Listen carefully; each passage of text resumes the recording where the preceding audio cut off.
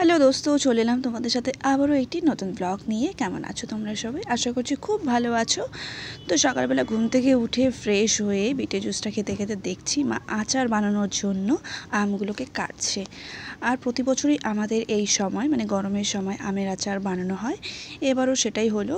তো আমগুলোকে বাবা গাছ থেকে পেড়ে নিয়ে এসছে। তো মা এখন সবগুলো আম কেটে নিয়ে তার মধ্যে লবণ এবং হলুদ মিলিয়ে ভালো করে সবগুলোকে মিশিয়ে নিচ্ছে। এরপরে আমগুলোকে কুলোয় করে রোদে শুকোতে দিলাম। তোমাদের কার কার বাড়িতে এখনও কুলো আছে আমাকে কিন্তু কমেন্টস করে জানিও। আর আমরা যেহেতু রাজবংশী ফ্যামিলি, তা আমাদের বাড়িতে কুলো কিন্তু থাকবেই।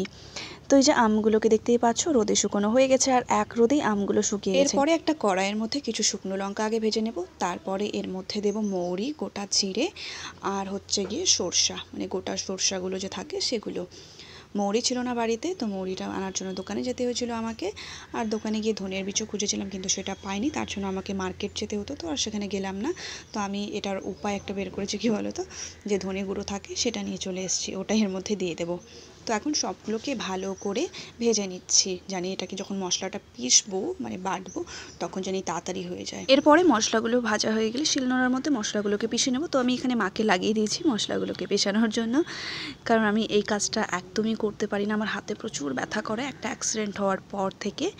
তো মা আমাকে হচ্ছে গিয়ে মশলাগুলোকে সব পিষে দিল।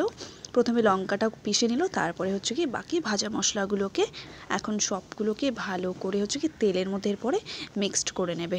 তো মশলাগুলোকে খুব বেশি করে মিহি করার দরকার নেই, আধা বাটা করে হলেই চলবে। তো এখন মশলাগুলো বাটা শেষ, এখন এর মধ্যে ধনে গুঁড়ো মিক্সড করে দেবো, যেটা প্যাকেটের কিনে নিয়ে এসেছিলাম সেটাই।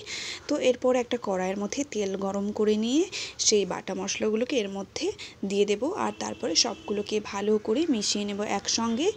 এরপরে এর মধ্যে আরেকটু লবণ আর আরেকটু হলুদ দিয়ে ভালো করে মিশিয়ে আমগুলোকে এর মধ্যে দিয়ে দেব। তারপরে ভালো করে আমের সঙ্গে মশলাগুলোকে একসঙ্গে মিশিয়ে নেব, জানি সব মশলাগুলো আমগুলোর মধ্যে ভালো করে লেগে যায়। তোমাদের কার কার আমের আচার খেতে ভালো লাগে আমাকে একটু কমেন্টস করে জানাবে। আমার তত একটা ভালো লাগে না খেতে, আমাকে মিক্সড আচারটাই সবচেয়ে বেশি ভালো লাগে। তো তৈরি হয়ে গেল আমের আচার। এরপরে একটা বয়ামের ভেতরে আমের আচারগুলোকে ঢুকিয়ে রাখবো, আর এটাকে কিছুদিন রেখে দিতে হবে যতক্ষণ না আমগুলো হচ্ছে গিয়ে নরম হয়ে যায়। আর আমি না আচারগুলোর মধ্যে একটু ভিনেগার অ্যাড করে দিয়েছিলাম।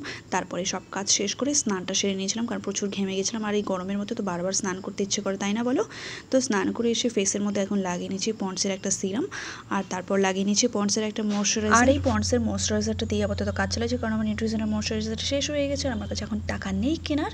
তো এরপরে ফটাফট চুলটা বেঁধে নিলাম, আর তারপরে চলে গেলাম ফটাফট খেতে। প্রচুর খেতে পেয়েছিল। আর আজকের মেনুতে ছিল ভাত, পটল ভাজা, গন্ধপাতার বড়া, কচু কাঁচা আম দিয়ে, শসার ডাল আর স্যালাড। তো আজকের ব্লগটি ভালো লাগলে লাইক করো, কমেন্টস করো, শেয়ার করো আর ফলো করো। বাই।